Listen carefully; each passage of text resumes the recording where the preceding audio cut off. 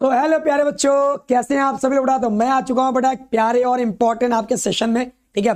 और आज का जो सेशन है बहुत खास होने वाला है, क्योंकि आज प्यारे बच्चे आप डिस्कस करने वाले हो। ठीक है। एक ही क्लास में सबसे पहले तो दो चैप्टर आज हम बेटा खत्म करने वाले हैं। ठीक है। आज बेटा हम इसी क्लास में इकोसिस्टम और इसी क्लास में बायोडाइवर्सिटी एंड इट्स कंजर्वेशन, ठीक है, इनके वो सभी बेटा आज हम टॉपिक्स जान लेते हैं जो बेटा आपके एग्जाम में इस बार बेटा आने वाले हैं। ठीक है। तो पहले तो पूरी क्लास को आराम से देख लेना एकदम, ठीक है, इत्मीनान से, क्योंकि यहाँ जो भी बताया जाएगा वही आपके पेपर में आएगा। ठीक है, आएगा। तो यस बेटा, सब लोगों को गुड इवनिंग, सभी प्यारे प्यारे बच्चों को गुड इवनिंग, है ना। जय हिंद प्यारे बच्चों, कैसे हैं आप सभी लोग। और ठीक है, अच्छे से पढ़ाई लिखाई कर रहे होगे, ठंडियां बहुत पड़ रही हैं, है ना। बट हम बायो वाले हैं, ना थकेंगे ना रुकेंगे। ठीक है, हर समय पढ़ते रहेंगे। ठीक है, एक बार सेशन को जल्दी जल्दी सभी लोगों का शेयर कर दो, ताकि किसी को नहीं पता है तो उन्हें भी भैया, ठीक है, सूचना मिल जाए कि सर क्लास शुरू हो गई, क्लास शुरू हो गई। जल्दी जल्दी सभी लोग बेटा, मुस्कान, रोहित, गरिमा, बिंदास, एएसपी, आदित्य, नितेश, ठीक है, भूमिका, प्रियांशु, सभी लोगों को भैया गुड इवनिंग। कैसे हैं सभी लोग, पढ़ाई लिखाई सबकी अच्छी चल रही होगी। एक बार सबको बेटा शेयर कर दो जल्दी से। जी बेटा जी।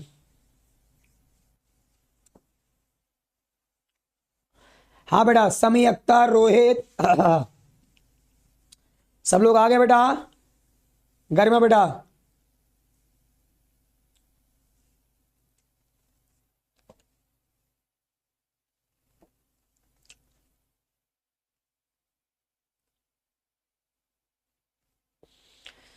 एजुकेशन,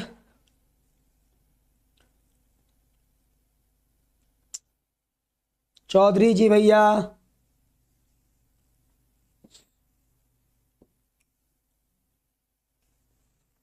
सब लोग जल्दी बताओ बेटा, आवाज वगैरह एकदम क्लियर आ रही है, आवाज वगैरह सब कुछ एकदम बढ़िया आ रही है। ठीक है, शुरू किया जाए बेटा लेक्चर।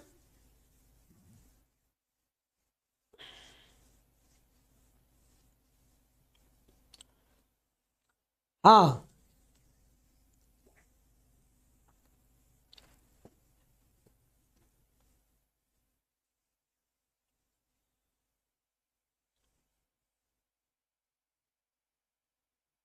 ममता बेटा, ठीक है, चलो।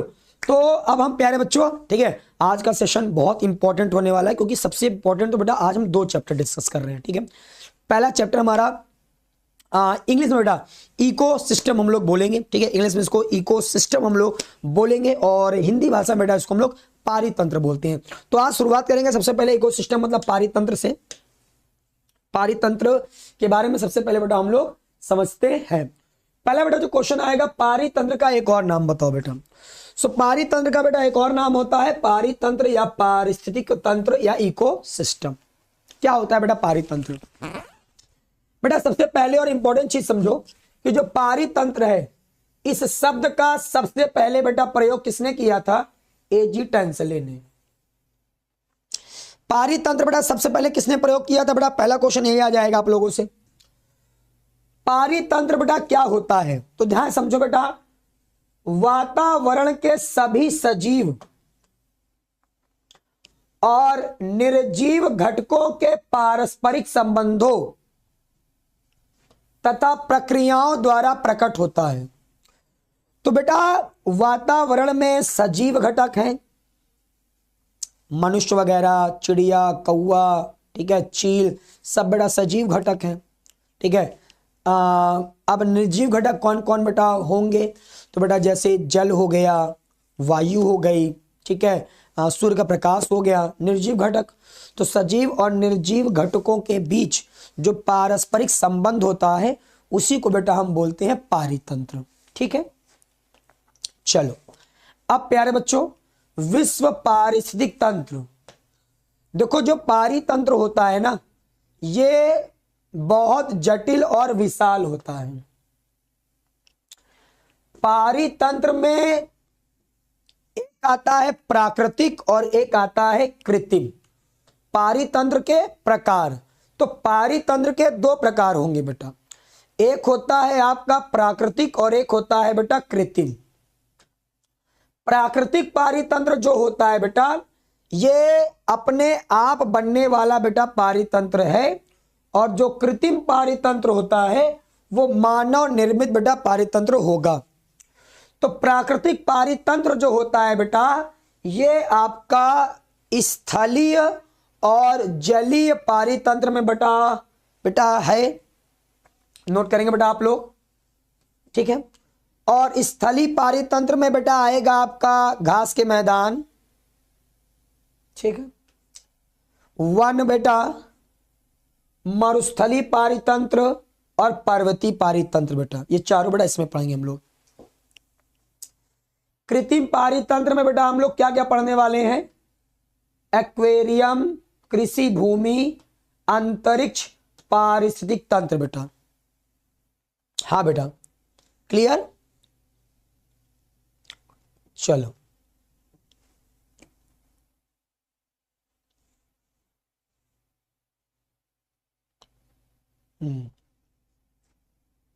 सुनो, जलीय पारितंत्र जो होता है, इसमें एक होता है अलवणीय पारितंत्र, एक होगा बेटा लवणीय पारितंत्र।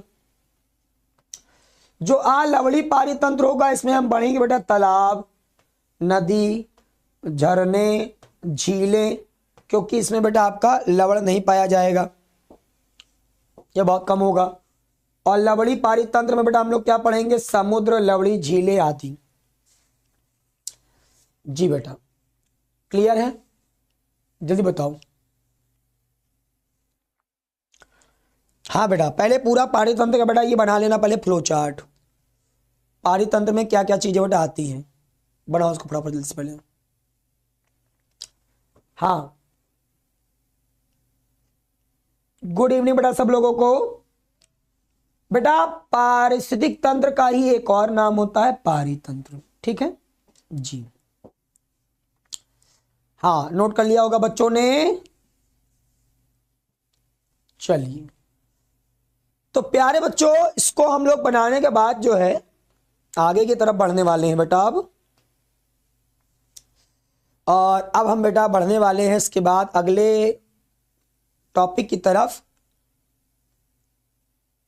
पारिस्थितिक तंत्र की संरचना एवं कार्य। तो बेटा पारितंत्र में दो घटक होते हैं, एक होता है जैविक और एक होता है अजैविक घटक। बेटा जैविक घटक में सभी जीवित जीव आते हैं। क्या आते हैं बेटा? जीवित जीव। और जैविक घटक बेटा हम एक पढ़ते हैं उत्पादक, एक पढ़ते हैं बेटा उपभोक्ता, और एक पढ़ते हैं बेटा अपघटक जी। तो जैविक घटक में बेटा हम लोग क्या क्या पढ़ने वाले हैं? उत्पादक, उपभोक्ता और बेटा अपघटक, जैविक घटक में, ठीक है। अब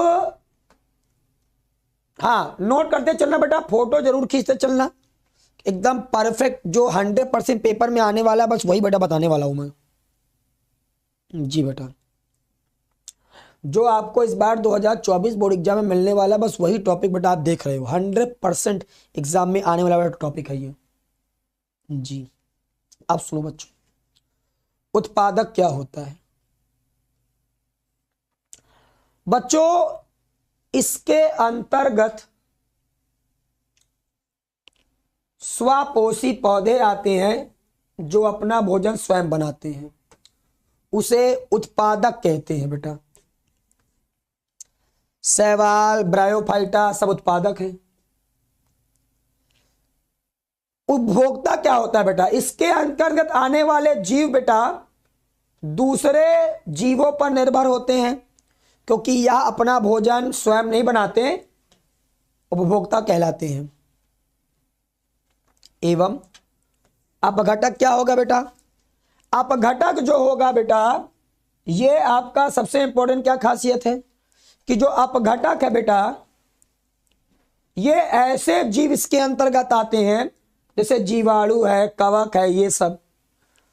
और ये मृत जीवों के अपघटन से कार्बनिक या अकार्बनिक बेटा पदार्थ उत्पन्न करते हैं, उन्हें बेटा हम लोग अपघटक बोलते हैं। क्या बोलते हैं बेटा? अपघटक। क्लियर है? तो बच्चों सब लोग बताओ, जो अपना भोजन स्वयं बनाएगा उसे क्या बोलोगे आप लोग? सब लोग बताओ जल्दी से। जो अपना भोजन स्वयं बनाएंगे बेटा वो जीव क्या कहलाते हैं? जल्दी बताओ सब लोग।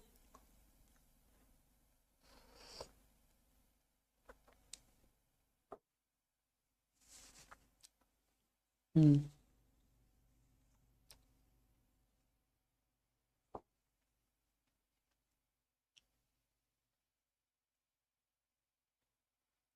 सब लोग बताओ बेटा, सब लोग। क्या बात है, बहुत बढ़िया, बहुत बढ़िया।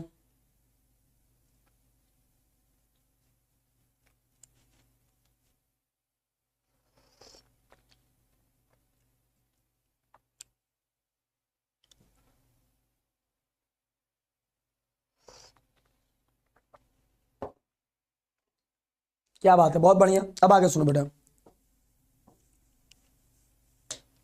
आगे सुनो।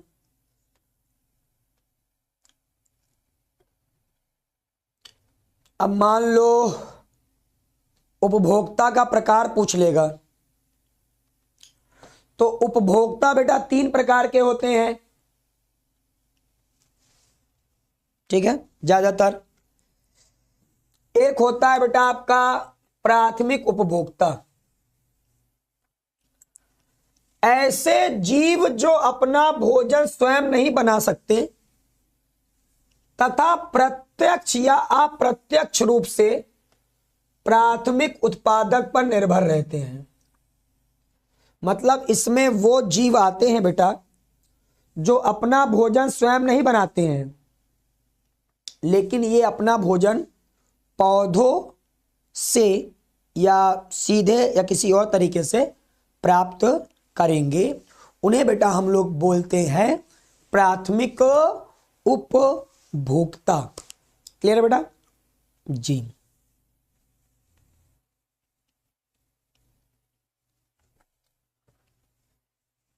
अनेक शाकाहारी जंतु जैसे गाय, बकरी, हिरन आदि प्राथमिक उपभोक्ता होने के कारण, है ना बेटा, इसी में आते हैं।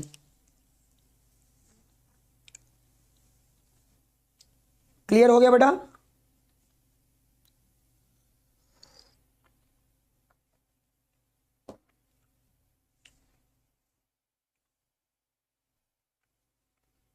चलो अब बच्चों आगे सुनो, द्वितीयक उपभोक्ता कौन होता है? तो बेटा जो भोजन के लिए शाकाहारी उपभोक्ता पर निर्भर होते हैं, मांसाहारी। जैसे मान लो घास है, घास,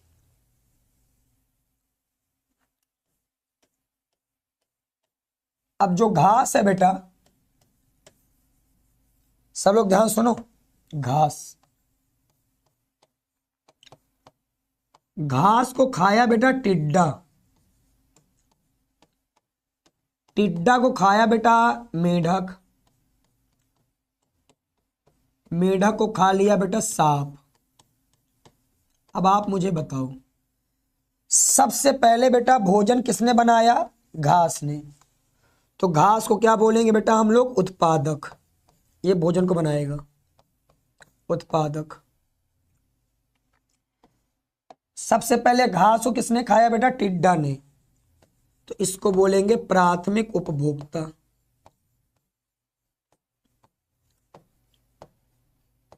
ठीक।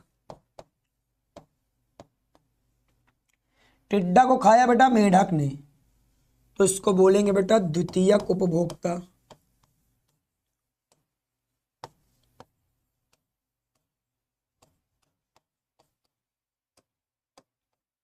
मेढक को खाया बेटा सांप ने, तो इसको बोलेंगे बेटा तृतीयक उपभोक्ता।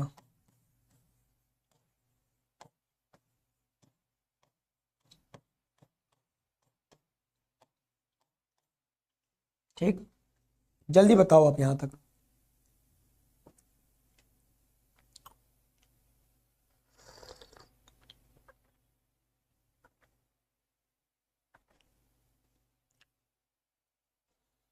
क्लियर बच्चों यहां तक?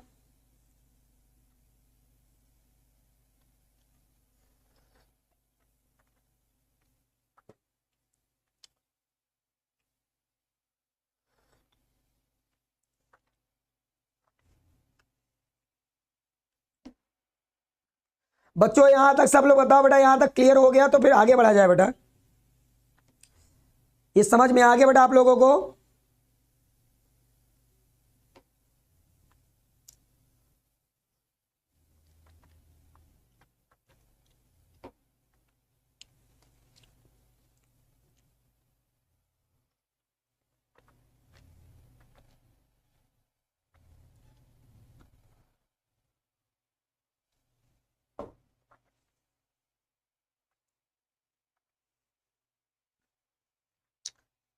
अब बच्चों मैंने आपको यही परिभाषा लिखवाया है, ये देखो,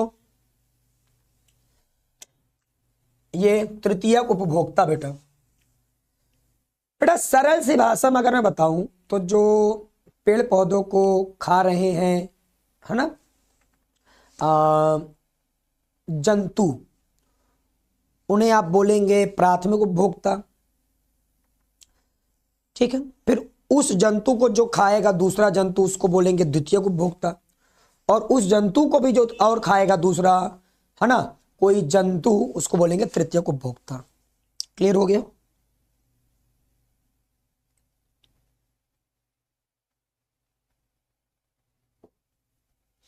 जी,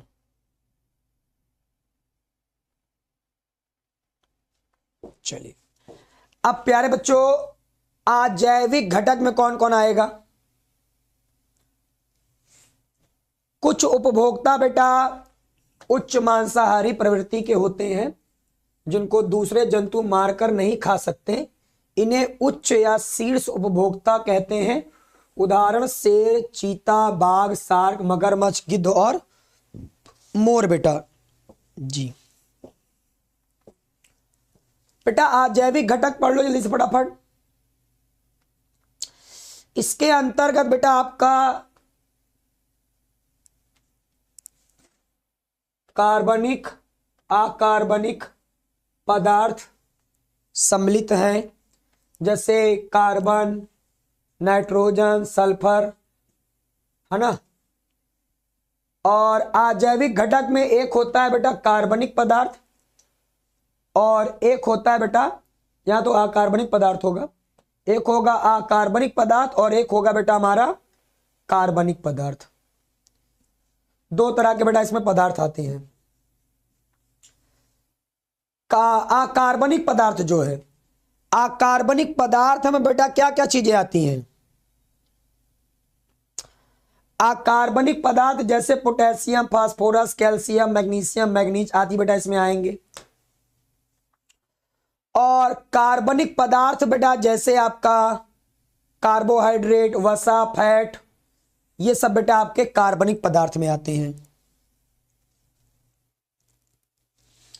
जी ऑर्गेनिक। जलवायु कारक बेटा आ सकता है, आप लोगों से पूछ सकता है, तो इसके अंतर्गत तापक्रम, वर्षा, आर्द्रता, वायु, वायुमंडलीय दाब, प्रकाश, अवसादन, सौर ऊर्जा आदि भौतिक कारकों को सम्मिलित किया जाता है बेटा। ठीक है बेटा, एक क्वेश्चन आपसे ये पूछा जाएगा बेटा आपके एग्जाम में, ये बेटा 100% आएगा क्वेश्चन। उत्पादकता क्या होती है, अपघटन क्या होता है और ऊर्जा प्रवाह। पोषण चक्र बेटा पेपर में नहीं आएगा, बट ये तीनों बेटा आएगा पेपर में 100%। ठीक है, सुनो बेटा, उत्पादकता का मतलब समझो। सबसे पहले तो प्रति इकाई समय में जीवों द्वारा जैव भार के उत्पादन की दर को प्रति इकाई समय में जीवों द्वारा बेटा क्या होता है, जैव भार। ठीक है, तो प्रति इकाई समय में जीवों द्वारा जैव भार के उत्पादन की दर को बेटा हम लोग क्या बोलते हैं, उत्पादकता।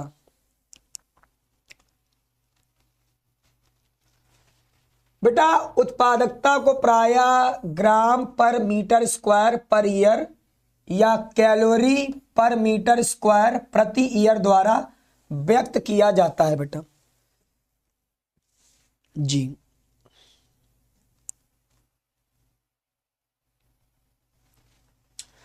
उत्पादकता को बेटा दो प्रकार, मतलब एक उत्पादकता में होती है प्राथमिक उत्पादकता, एक होता है बेटा द्वितीयक उत्पादकता।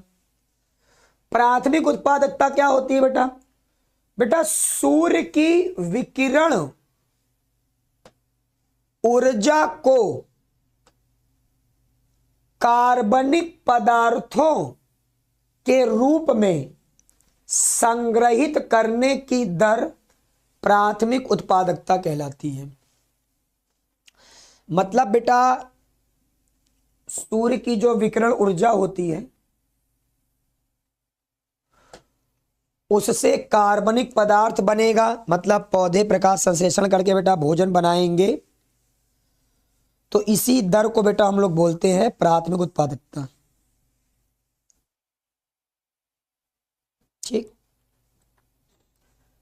यह दो प्रकार की होती है बेटा, एक होती है कुल प्राथमिक उत्पादकता और एक होती है बेटा शुद्ध प्राथमिक उत्पादकता।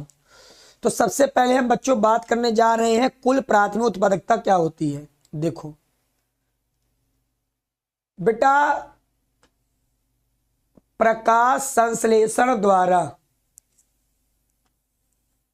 जैव भार या कार्बनिक पदार्थों के कुल उत्पादन को कुल प्राथमिक उत्पादकता कहते हैं।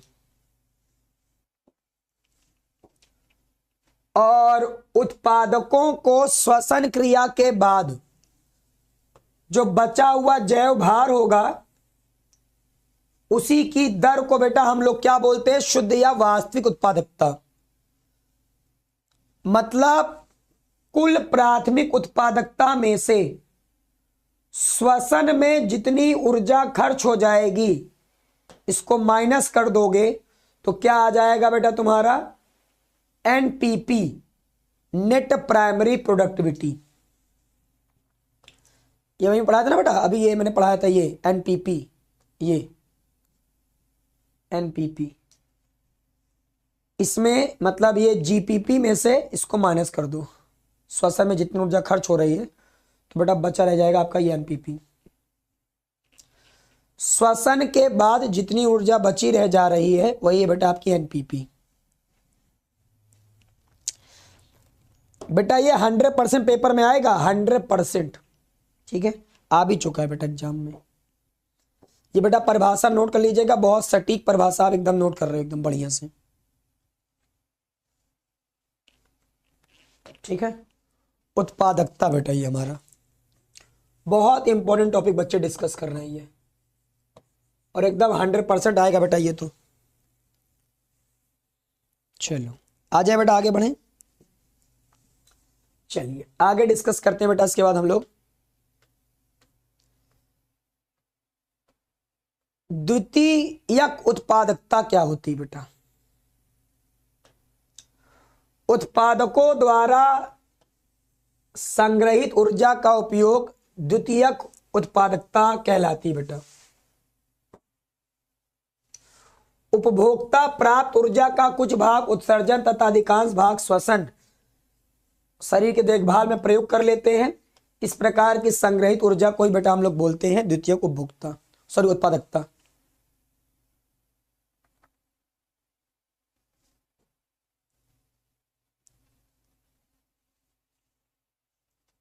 बहुत इंपॉर्टेंट बेटा ये भी, क्योंकि पूरा यही क्वेश्चन ही आता है बेटा एकदम एग्जाम में, एकदम तगड़ा वाला क्वेश्चन बता रहा हूं बेटा, तगड़ा वाला क्वेश्चन।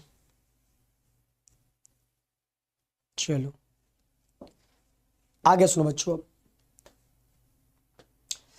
फिर बेटा एक क्वेश्चन आपको तैयार करना है बेटा, ये खाद्य श्रृंखला और खाद्य जाल। बेटा बेटा ये खाद्य श्रृंखला और खाद्य जाल बेटा नोट कर लो जल्दी से फटाफट। बेटा पारितंत्र में पौधे एवं जंतुओं में ऊर्जा व खाद्य पदार्थों या खाद्य ऊर्जा के स्थानांतरण के क्रमबद्ध प्रवाह पथ या खाद्य श्रृंखला बेटा हम उसे बोलते हैं। देखो पारितंत्र में एक जीव दूसरे जीव को खाएगा, तो पारितंत्र में एक जीव दूसरे जीव को खाएगा, तो वो जो क्रमबद्ध श्रृंखला बनेगी उसे ही बोलते हैं खाद्य श्रृंखला। जैसे आपने ये क्या देखा बेटा, घास को कौन खा रहा है? टिड्डा। टिड्डा को कौन खा रहा है? मेढक। मेढक को कौन खा रहा है? सांप। तो ये देखो ये एक दूसरे को खाते जा रहे हैं और इसी से जो श्रृंखला बन रही है वो है बेटा खाद्य श्रृंखला। क्लियर?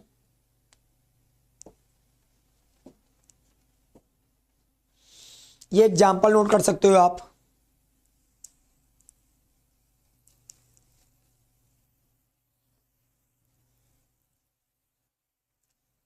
चलो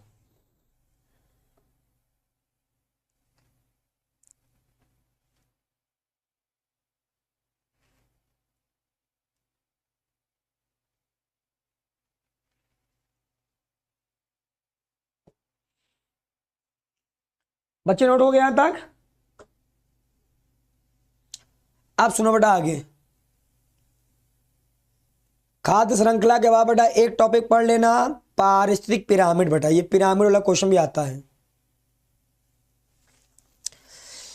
बेटा। मान लो आप एक पारिस्थितिक तंत्र में जीवों की संख्या, जीव भार, संचित ऊर्जा के आधार पर आलेखी रूप प्रदर्शित करोगे तो बेटा इसे ही बोलते हैं पारिस्थितिक पिरामिड। जैसे बेटा आप पिरामिड के द्वारा जीव की संख्या, ठीक है, समझाओगे तो जीव संख्या का पिरामिड। पिरामिड के द्वारा जैव भार को समझाओगे तो जैव भार का पिरामिड। पिरामिड के द्वारा ऊर्जा को समझाओगे तो ऊर्जा का पिरामिड। ठीक, देखो बेटा जैसे मैंने एक डायग्राम बनाया बेटा, देखो आप इसको। सबसे ज्यादा कौन है? उत्पादक। उससे ज्यादा प्राथमिक उपभोक्ता, सॉरी उससे कम द्वितीयक उपभोक्ता, उससे कम तृतीयक उपभोक्ता। तो ये आप पिरामिड देखो बेटा, ये ऊपर की तरफ जाने पर धीरे धीरे कम हो रहा है। इसका मतलब जो नीचे है वो सबसे ज्यादा है, फिर उससे कम ये, फिर उससे कम ये, फिर उससे कम ये। तो जीवों की संख्या धीरे धीरे कम हो रही है। तो ये है बेटा जीव संख्या का सीधा पिरामिड। जो घास के एक मैदान, वन पारितंत्र और फसल के पारितंत्र में संख्या का पिरामिड बेटा सदैव क्या होता है? सीधा। ऐसे बनेगा पिरामिड। ये सीधा पिरामिड है बेटा।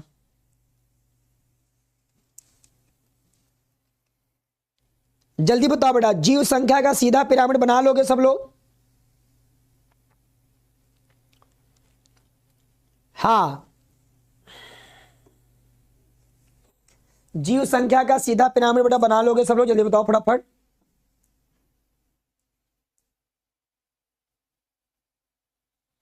ऐसे बनेगा बेटा। ये इंग्लिश की हिंदी मैंने आपको बताया है, मेरे नोट्स में आपको मिल जाएगा। आज ही पढ़ाया हो मैंने, तो हिंदी भी नोट कर सकते हो आप। और वैसे मैंने आपको समझा भी दिया है, तो वैसे भी आप समझ सकते हो। ठीक है, आसान एकदम। ठीक है, चलो अब आ जाओ बेटा जीव संख्या का उल्टा पिरामिड। तो जीव संख्या का उल्टा पिरामिड बेटा देखो कैसे बनेगा। प्रोड्यूसर मतलब उत्पादक सबसे नीचे, उसके ऊपर बेटा हर्बीवोर बोलते हैं इसको, मतलब शाकाहारी प्राथमिक उपभोक्ता। फिर पैरासाइट मतलब परजीवी और हाइपर पैरासाइट। तो नीचे संख्या सबसे कम, उससे ज्यादा ये, उससे ज्यादा ये, उससे ज्यादा ये। तो ये बेटा जीव संख्या का उल्टा पिरामिड का बेटा, ठीक है, एग्जाम आपको बना कर आना है। चलो अब जीव भार का देखो, जीव भार का पिरामिड कैसे बनाओगे। जीव भार का जो पिरामिड है बेटा, इसमें आपको क्या बनाना है, देखो जीव भार का जो पिरामिड है इसमें बेटा आपका ये देखिए, उत्पादक का जैव भार सबसे ज्यादा, उससे कम प्राथमिक उपभोक्ता का जैव भार, उससे कम द्वितीयक उपभोक्ता का जैव भार और सबसे कम तृतीयक उपभोक्ता का जैव भार है। तो जैव भार धीरे धीरे कम हो रहा है, मतलब ये जीव संख्या का जीव भार का सीधा पिरामिड है बच्चों। तो जो बेटा हमारा घास के मैदान का पारितंत्र होता है बेटा, वो इसी का एग्जाम्पल हो जाएगा।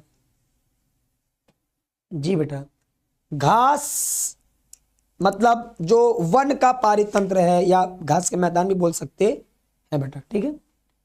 घास के मैदान का भी पारितंत्र बेटा यही कहलाएगा, जैव भार का सीधा पिरामिड रहेगा। चलिए नेक्स्ट प्यारे बच्चों, ये आपका जैव भार का बेटा उल्टा पिरामिड है। जैव भार का उल्टा पिरामिड मतलब उत्पादक का जैव भार सबसे कम, उससे ज्यादा प्राथमिक उपभोक्ता का, उससे ज्यादा द्वितीयक उपभोक्ता का, सबसे ज्यादा जैव भार है बेटा किसका, तृतीयक उपभोक्ता का। जैसे पादप प्लवक है, उनको खा लिया जंतु प्लवक ने, फिर छोटी मछली बड़ी मछली, ठीक है, ऐसे करके।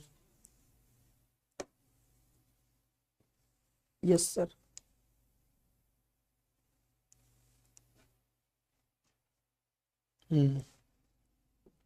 चलिए, और ऊर्जा का पिरामिड बेटा सदैव क्या होता है, सीधा। बेटा ये क्वेश्चन आपसे पूछा जाएगा, ये बेटा हमेशा क्या रहता है, सीधा पिरामिड रहेगा।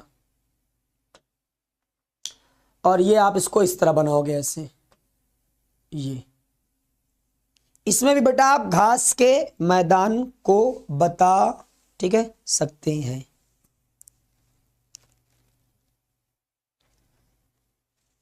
जैसे घास, टिड्डा, मेढक, सांप।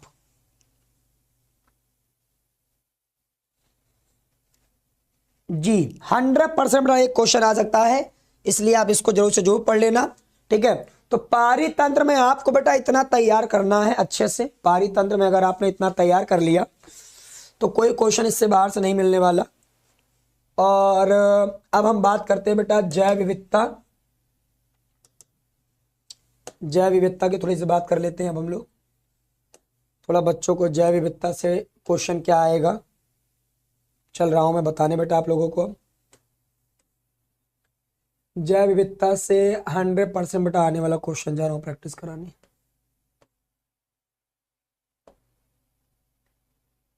जो कि आपका 100% बेटा पेपर में आएगा।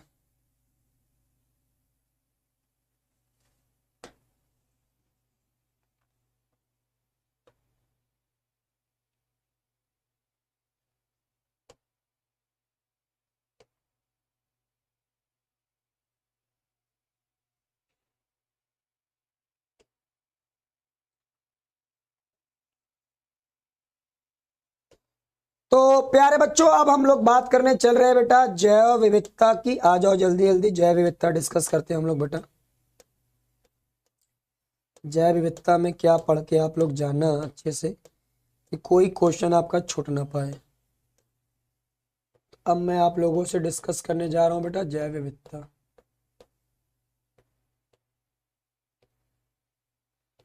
जो कि आपके 100% बेटा पेपर में आएंगे। सो जैव विविधता का जो सबसे पहला क्वेश्चन है बेटा, जैव विविधता को कैसे संरक्षित किया जाए। ये बहुत इंपॉर्टेंट बेटा प्रश्न है। जैव विविधता को हम कैसे संरक्षित करें बच्चों। जी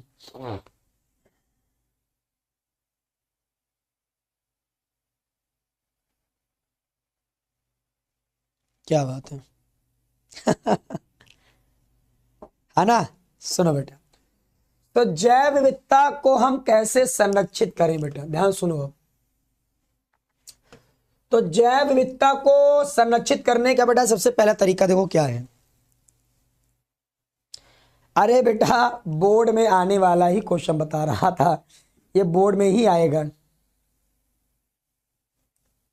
ठीक, 100%। चलो, सो ये सबसे पहले हम जैव विविधता को संरक्षण कैसे करें, उसके लिए पहले तो ये जानना है संरक्षण का अर्थ क्या है। तो संरक्षण का अर्थ है कि जैव मंडल के मानवीय प्रयोग की व्यवस्था जिसमें मनुष्य की वर्तमान पीढ़ी को भरपूर लाभ प्राप्त हो सके और आने वाली पीढ़ियों के लिए हम धरती के जीवों को बचा सकें। एक बात बताओ, आज आप धरती से जो जीवों को देख रहे हो, तो धरती पर अगर आपको कोई जीव बेटा दिखाई दे रहा है और वो जीव बेटा आपके आने वाली पीढ़ियों को भी दिखाई दे, है ना, तो इसके लिए क्या करना है, वो जो धरती पर जीव है, वो जो धरती पर आज हमें जीव दिख रहे हैं, उनको हमें बचा कर रखना है। तो उनको आप कैसे बचा पाएंगे, इसके लिए प्यारे बच्चों दो तरीके हैं। पहला तरीका है प्यारे बच्चों आपका स्वस्थानीय संरक्षण। पहला उनको बचाने का जो तरीका है वो है बेटा स्वस्थानीय संरक्षण, और दूसरा उनको बचाने का तरीका है बेटा बाह्य स्थानीय संरक्षण, इन सिटू कंजर्वेशन और एक्स सिटू कंजर्वेशन। ये बेटा बहुत इंपॉर्टेंट है जी, ठीक है, बहुत इंपॉर्टेंट है बेटा, ये दोनों बहुत इंपॉर्टेंट बेटा। सो पहले आते हैं बेटा हम लोग स्वस्थानीय संरक्षण को समझते हैं। बच्चों इस संरक्षण तकनीक के अंतर्गत जीवों को उनके प्राकृतिक आवास में ही संरक्षित किया जाता है। मतलब कोई जीव जिस तरह के वातावरण में रहे उसको उसी तरह के अगर आप वातावरण में रखकर सुरक्षित रखेंगे तो इसी को प्यारे बच्चे आप कहेंगे स्वस्थानीय संरक्षण, ठीक है। इसके अंतर्गत प्यारे बच्चों आपका आता है हॉटस्पॉट। हॉटस्पॉट क्या है बेटा, वेरी इंपॉर्टेंट, राष्ट्रीय उद्यान, वन्य जीव अभयारण्य, जीवमंडल आरक्षित क्षेत्र, सांस्कृतिक एवं धार्मिक मान्यताओं के द्वारा भी बेटा आप जीवों को संरक्षित कर सकते हो, ठीक है जी, नोट करो फटाफट। तो ये हो जाएगा बेटा आपका सबसे पहले तो स्वास्थ्य संरक्षण में क्या क्या पढ़ना है।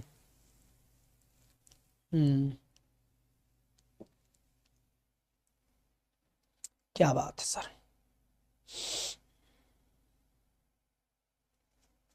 जी। अब प्यारे बच्चों अगली जो हमारी चीज आती है, जैसे आता है जैव विविधता हॉटस्पॉट। ये तो आप जानते ही हैं, बहुत ज्यादा इंपॉर्टेंट है, ये आप देखे भी होंगे, आपके बहुत ज्यादा पेपर में आता है ये सारे क्वेश्चन जी। देखो देखो बेटा, जैव विविधता हॉटस्पॉट में सबसे पहले जैव विविधता हॉटस्पॉट जो है,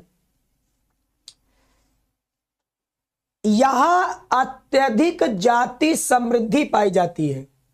मतलब यहां पास प्यारे बच्चों बहुत अलग अलग तरह की, ठीक है, जीवों की जातियां आपको दिखेंगी, और ये जातियां अन्य स्थानों पर उपस्थित नहीं होती हैं बेटा। सर्वप्रथम बेटा 25 हॉटस्पॉट थे, लेकिन वर्तमान समय में बेटा बस 34 हॉटस्पॉट, सॉरी 34 बस नहीं, 34 मतलब ज्यादा हॉटस्पॉट बेटा हो गया अब। और ये जो हॉटस्पॉट है ना बेटा, ये जो जगह होती है, इस जगह की अगर आप बात करोगे तो ये पूरे विश्व के 2% क्षेत्रफल के बराबर होता है बेटा। मतलब पूरे विश्व में जितना भी जमीन है उसके केवल 2% जमीन पर आपको ये हॉटस्पॉट मिलेंगे। मतलब केवल 2% जगह ऐसी है जहां पास बहुत अलग अलग तरह के बेटा जीवों की जातियां उपस्थित है, बहुत अलग अलग जीवों की जातियां उपस्थित है। इन्हीं जगहों पर बेटा यही है बिल्कुल रहेंगी। ठीक है,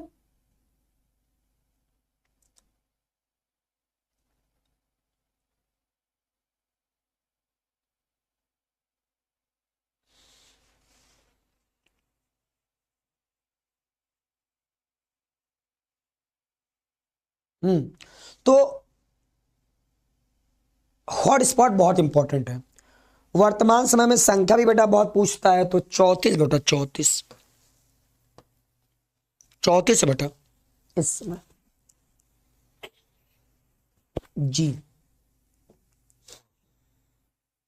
ठीक है, और अगर आप इन जगहों को सुरक्षा देंगे तो जातियों की विलोपन दर, मतलब जो जातियां हमारे धरती से खत्म हो रही ना बेटा, उसमें 30% तक की कमी देखने को मिल जाएगी। तो इन जगहों को बचा कर रखना बहुत जरूरी है, क्योंकि यहीं पास आपको बहुत अधिक बेटा, ठीक है, जैव विविधता देखने को मिलती है। तो इसलिए इसको आपको बहुत अच्छे से बेटा समझना है। ठीक है, तो हॉट स्पॉट बेटा बहुत इंपॉर्टेंट था। क्या लिखना है एकदम 100% मैंने बता दिया, ये पूरे नंबर दिला देगा। और एक बार भाई अगर किसी ने अभी तक लाइक नहीं किया होगा तो भाई जल्दी जल्दी थोड़ा सा तो लाइक कर दो फटाफट। हाँ बेटा, सारे क्वेश्चन लगवाएंगे ऑब्जेक्टिव ऑब्जेक्टिव बेटा, ये अंतिम चैप्टर है, इसके बाद बस ऑब्जेक्टिव और क्वेश्चन प्रैक्टिस ही कराएंगे। ठीक है, तो भाई अभी केवल बस 10 बचे हैं, केवल 10 बचे हैं बेटा, जल्दी से फटाफट लाइक करा दो यार। मात्र 10 बचे हैं और आप लोग रहते हुए 10 जल्दी से ना हो तो कैसे काम चलेगा। फटाफट जल्दी से भाई, अब 9 बचे हैं, जल्दी से फटाफट कराओ एक बार। सुनो, अब बेटा आपका भारत में 3 जैव विविधता बेटा पूछ लिया जाएगा, तो पश्चिमी घाट और श्रीलंका। ठीक है, नमस्ते sir, I am Kriyanshi Srivastava, your 2021 batch student. Please अपना आशीर्वाद मेरे ऊपर बनाए रखें। आपने मुझे एक एवरेज स्टूडेंट से बहुत अच्छे स्टूडेंट में कन्वर्ट कर दिया है। Thank you sir, thank you बेटा, थैंक यू।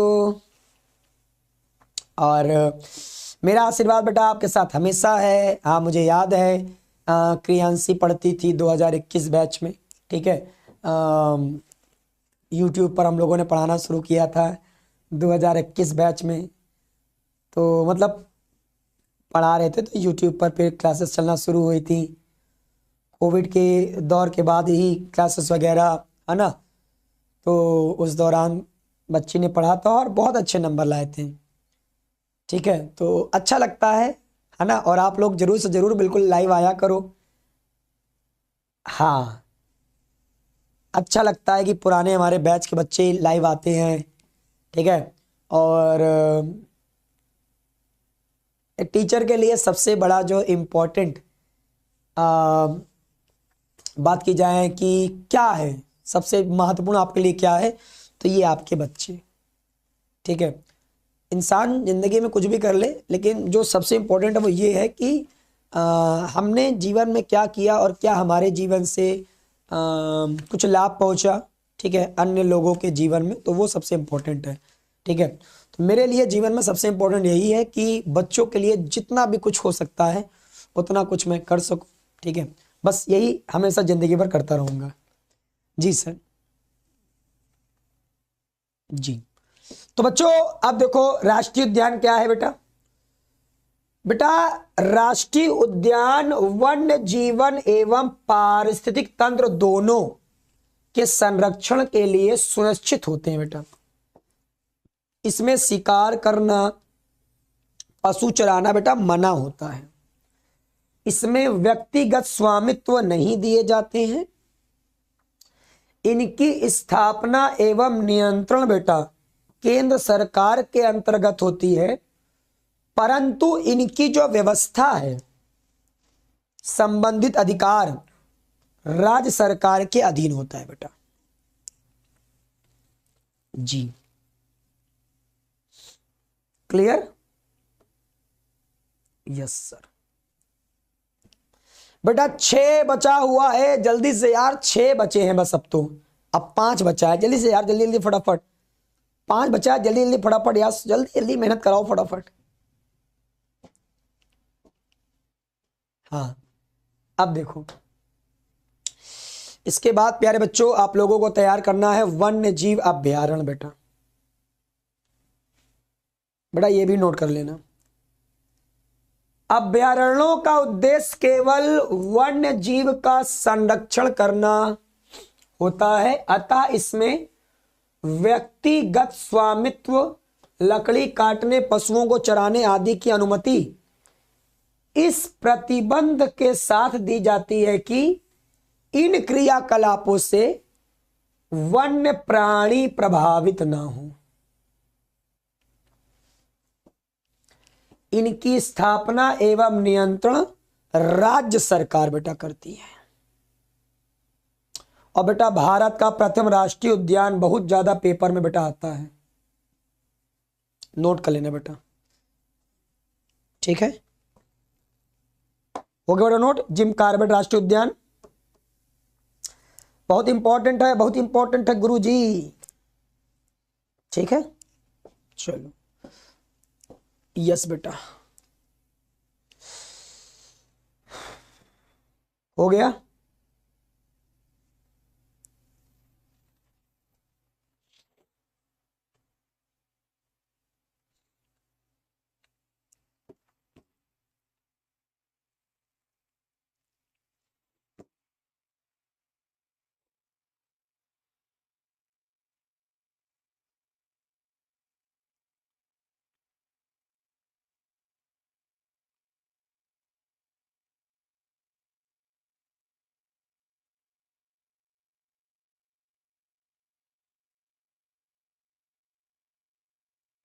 क्लियर है बेटा यहां तक? चलो आ गया जो बेटा, आगे सुनो प्यारे बच्चों। एक अगला इंपॉर्टेंट क्वेश्चन क्या है, ये है बेटा अगला इंपॉर्टेंट क्वेश्चन। जैव मंडल बेटा आरक्षित क्षेत्र, नोट कर लेना इसको भी, इसी में आएगा बेटा, ये भी बहुत पूछा जाता है बेटा, वेरी इंपॉर्टेंट।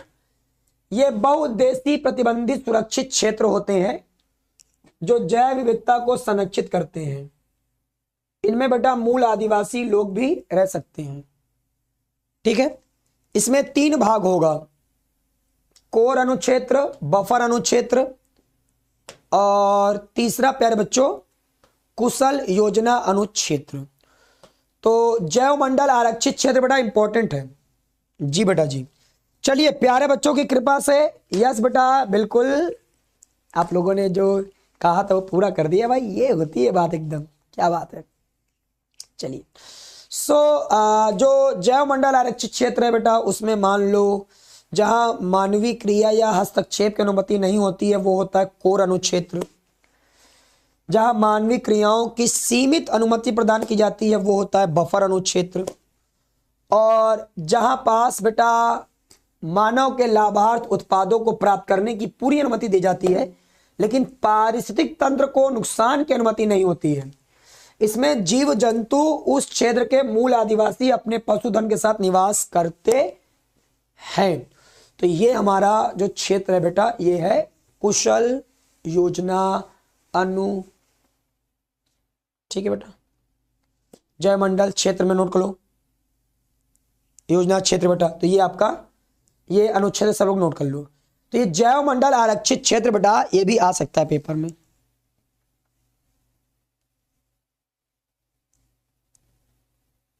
जी हाँ बेटा, बिल्कुल बिल्कुल बिल्कुल इंपॉर्टेंट है बेटा, एकदम इंपॉर्टेंट है। जैव मंडल आरक्षित क्षेत्र ये इंपॉर्टेंट है बेटा, एकदम नोट करो, फोटो खींच ले बेटा।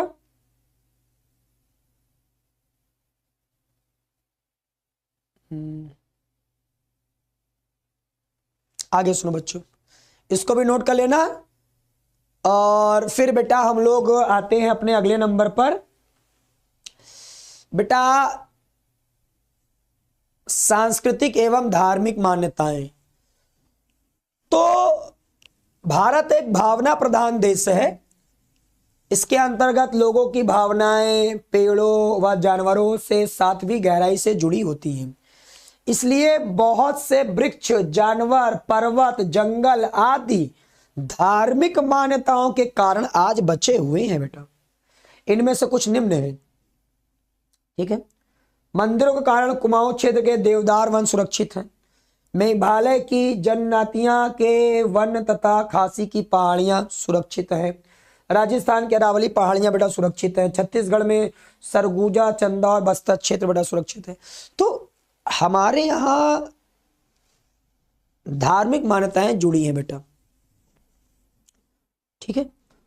और इस वजह से वो चीज हमारे भारत में बेटा क्या है, सुरक्षित है, ठीक है। यस बेटा जी। फिर आता है बेटा आपका एग्जाम में एक वेरी वेरी इंपॉर्टेंट, बाह्य स्थानीय संरक्षण। तो यदि हम किसी जीव को मानव निर्मित आवास में रखकर सुरक्षा प्रदान करते हैं, बेटा अगर आप किसी जीव को मानव के द्वारा बनाए गए आवास में रखकर सुरक्षा दोगे तो इसको प्यारे बच्चे आप क्या नाम दोगे, बाह्य स्थानीय संरक्षण। इसमें बेटा क्या क्या चीजें आती हैं, इसमें बेटा आती हैं आपका जैसे जंतु उद्यान है ना बेटा, जूलॉजिकल, मान लो पार्क वगैरह हो गए, वनस्पतिक उद्यान, बॉटेनिकल गार्डन हो गया, चिड़ियाघर हो गया, प्रयोगशालाएं हो गई, जीन बैंक हो गई। अगर आप इन जगहों पर रख कर बेटा जीवों को सुरक्षा प्रदान करोगे तो बेटा इसे आप लोग बोलोगे बाह्य स्थानीय संरक्षण जी। हाँ बेटा एकदम एकदम एकदम एकदम जल्दी जल्दी नोट करो बेटा।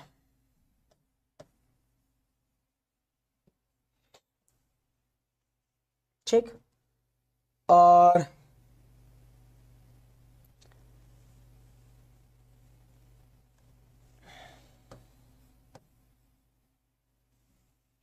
जूलॉजिकल पार्क बोल सकते हैं, ठीक है।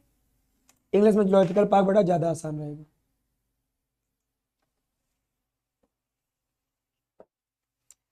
ठीक।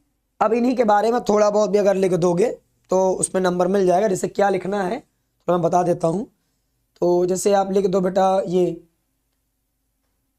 क्रायो प्रिजर्वेशन, इसमें बेटा हम लोग क्या करते हैं, -196 डिग्री सेल्सियस पर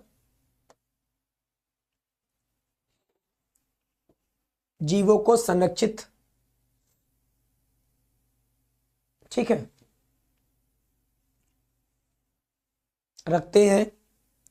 जीन बैंकों में समाप्त होने वाले कगार पर पहुंच चुकी जातियों के जीन को सुरक्षा प्रदान करते हैं बेटा। क्रायो प्रिजर्वेशन बेटा इंपॉर्टेंट है, आएगा जी। वीर बैंक या युग्मक बैंक बेटा, इसमें हम नर मादा युग्मकों का संचय करते हैं। पात्र निषेचन, आपको पता है ना प्रयोगशाला में निषेचन करके नई संतान बनाई जाती है बेटा जी।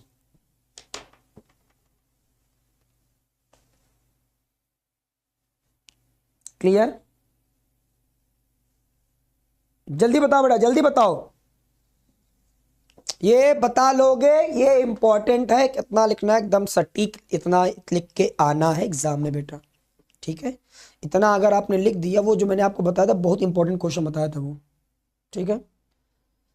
इस चैप्टर का सबसे इंपॉर्टेंट का कोई क्वेश्चन है वो है जैव विविधता के संरक्षण की विधियां या जैव विविधता संरक्षण के तरीके। वही मैं आपको बताया था, सबसे इंपॉर्टेंट बेटा यही आता है। थोड़ा सा संकटग्रस्त जातियां नोट कर सकते हैं आप। ये भी आया है बेटा पेपर में कि वे जातियां जिनके सदस्यों की संख्या मानव द्वारा शिकार करने तथा प्राकृतिक आवासों की कमी के कारण अत्यधिक कम हो गई हैं तथा वे समाप्त होने के अंतिम चरण पर हैं, इन्हीं को बेटा बोलते हैं हम लोग संकटग्रस्त जातियां। बहुत इंपॉर्टेंट बेटा, ये भी नाम पूछ लेगा बेटा, ठीक है। सिंह, एक सिंह वाला गेंडा बेटा, इंपॉर्टेंट है, संकटग्रस्त जातियां बेटा। चलो ओके ओके बेटा, वेरी वेरी इंपॉर्टेंट था।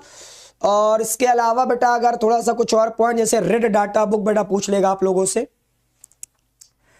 तो बेटा ये क्या होता है बेटा, विलुप्त होने वाले जीवों की जातियां या विलुप्त होते जीवों की जातियों की जानकारी के संबंध में IUCN का बेटा फुल फॉर्म आएगा international union for conservation of nature and natural resources, यहां लिख लेना, ने एक पुस्तक का प्रकाशन किया है जिसे लाल डाटा पुस्तक नाम दिया गया है, ठीक है। बहुत इंपॉर्टेंट है बेटा, ये पूछ लेगा आपसे।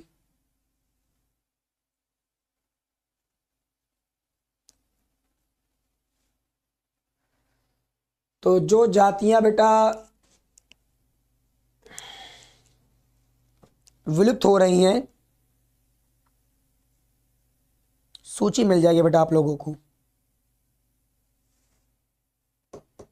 इस समय, ठीक है। बहुत इंपॉर्टेंट बेटा ये, इसकी जानकारी बेटा आपको इसी मिलेगी, रेड डाटा बुक, बहुत इंपॉर्टेंट बेटा। चलो तो फाइनली बेटा हमारा रेड डाटा बुक भी हो गया समाप्त, ठीक है। और कुछ जैसे मान लो ये कभी कभी पूछ लिया है कि भारत में लगभग 300 बेटा ये स्तनधारी वगैरह ये सब बेटा समाप्त होने कगार पर हैं। 350 स्तनधारी प्राणियों की जातियां तथा 1224 बेटा पक्षी जातियां उपस्थित हैं, जिनमें 53 स्तनधारी और 69 पक्षी जातियां बेटा समाप्त होने कगार पर हैं। ये बेटा ये नोट कर लेना जरा सा, बहुत इंपॉर्टेंट है ये।